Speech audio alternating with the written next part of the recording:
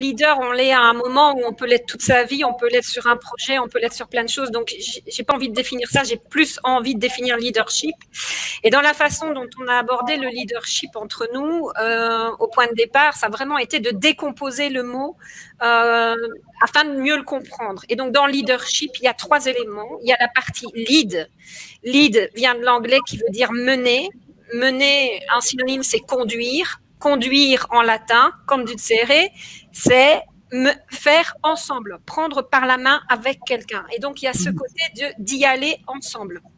Dans la partie du milieu de leadership, il y a Earth. Earth, c'est la terre. C'est là où on est, c'est notre mère, notre maison à aujourd'hui, et ses richesses, et pas ses ressources. Et donc, on insiste vraiment sur le côté comment on prend soin de la terre et de ses richesses. Et ensuite, il y a ship. Et ship, vous allez me dire en anglais, c'est le bateau, c'est le navire. Oui, mais c'est aussi un petit suffixe qu'on trouve dans plein de mots, comme membership, leadership et plein d'autres choses. Et quand on va chercher cette partie-là, en fait, on va vraiment aller la décortiquer pour trouver le mot coéquipier.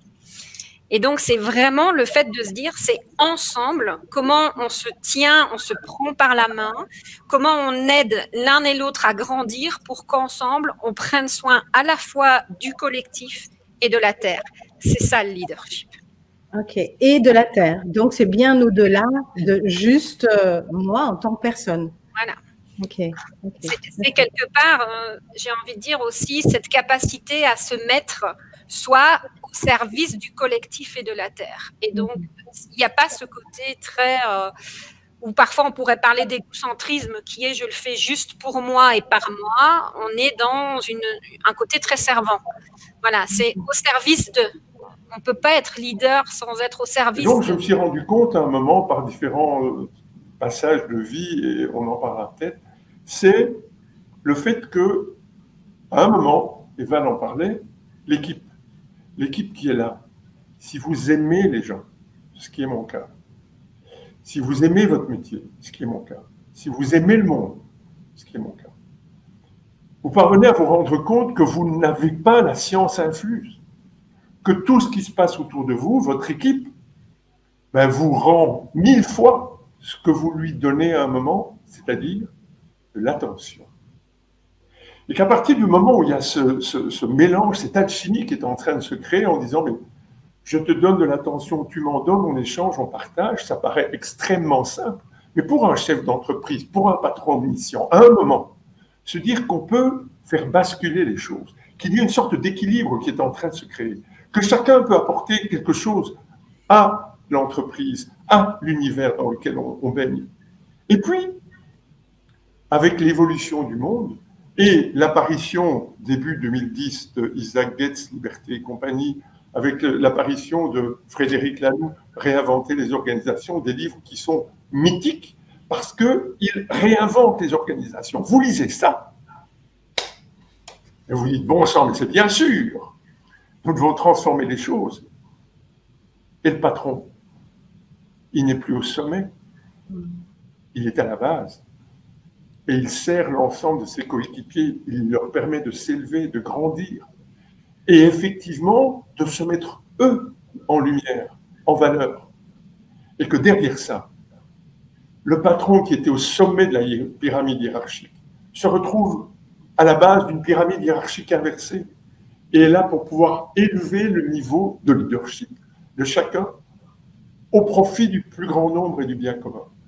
Donc, pour reprendre ce que tu disais, Maria, j'étais un omniscient où je considérais l'être. Erreur monumentale, mais disons qu'on a son ego et on le cultive. Et puis, derrière ça, au fil du temps, sur une petite dizaine d'années, c'est long, mais c'est très court à l'échelle de la planète, on se rend compte qu'on peut inverser le process.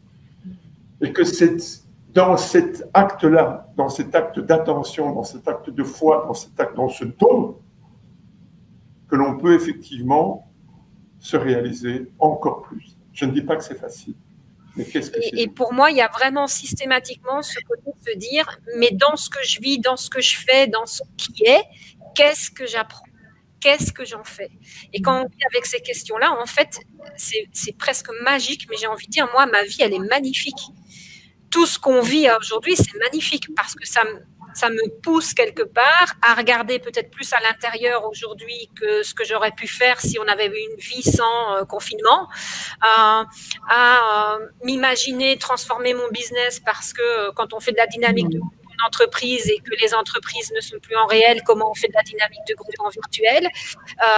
Et donc, ça ouvre à plein de nouvelles opportunités que j'aurais certainement pas saisies s'il n'y avait pas eu ce qu'on vit. Mais c'est une question, je pense qu'on a vraiment cette attitude et cette question de choix de se dire, est-ce que je vois le verre à moitié vide, à moitié plein? Il y en a d'autres qui diront complètement vide ou complètement plein, parce que le verre, il y a une partie, c'est de l'air au bout du compte. C'est peut-être pas visible, mais cette partie invisible est tout aussi importante que la partie visible. Comment est-ce que nous, dans un monde où on a peur, dans un monde où l'angoisse, l'anxiété, l'inquiétude règnent, dans un monde, et comme je le disais tout à l'heure, où les médias servent de résonance, de négativité, la réalité, elle est ce qu'elle est. Elle est dure, elle est compliquée, elle est lourde à vivre. Mais derrière ça, qu'est-ce que je fais de ça? Est-ce que je me laisse plomber? Et c'est pas facile de résister. Il y a le philosophe Alain qui disait « Le pessimisme est de nature, l'optimisme est de volonté ». L'optimisme, c'est un travail à temps plein, tous les jours, pour pouvoir effectivement continuer à grandir à soi-même. Reprenez cette expression, il est trop tard pour être pessimiste. Bien sûr, le malheur peut s'abattre sur chacun d'entre nous à des moments totalement inattendus. C'est vrai. Et alors? On attend qu'il arrive ou on agit? Autant que faire se peut, chacun dans nos univers, chacun avec nos possibilités.